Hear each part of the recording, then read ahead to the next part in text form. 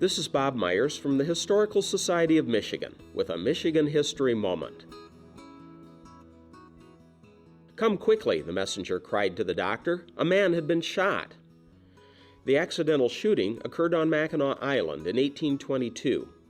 Alexis St. Martin, a French-Canadian voyageur and employee of the American Fur Company, had been hit by a shotgun blast at close range. The load of duck shot tore through his side from the rear, broke ribs, blew through his stomach, and exited the right side of his chest. Dr. William Beaumont, the United States Army surgeon stationed at Fort Mackinac, reached the scene within a half hour.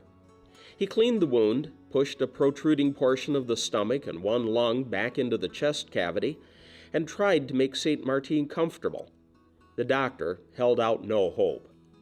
In the days before antibiotics, chest wounds like this one were almost invariably fatal. Dr. Beaumont waited for St. Martin to die. But St. Martin didn't die. The patient experienced fever, coughing, and difficulty in breathing, but he gradually improved. After a month, his appetite returned, and the wound slowly healed. In 10 months, St. Martin could walk around and do light work. After a year, he was back to normal, except for one thing. Despite Dr. Beaumont's best efforts, the hole in St. Martin's side refused to close. It created a fistula, an opening directly into his stomach. It dawned on Dr. Beaumont that a golden opportunity lay before him. In the 1820s, no one understood how the process of digestion worked. He began a series of experiments that lasted for the next decade.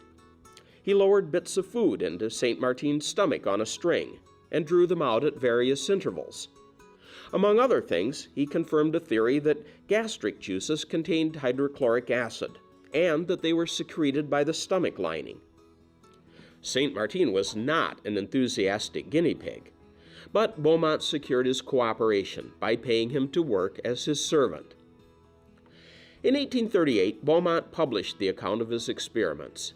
It is recognized today as one of the greatest contributions to medical science of the 19th century. Alexis St. Martin married, fathered several children, and died in 1880 at the age of 78.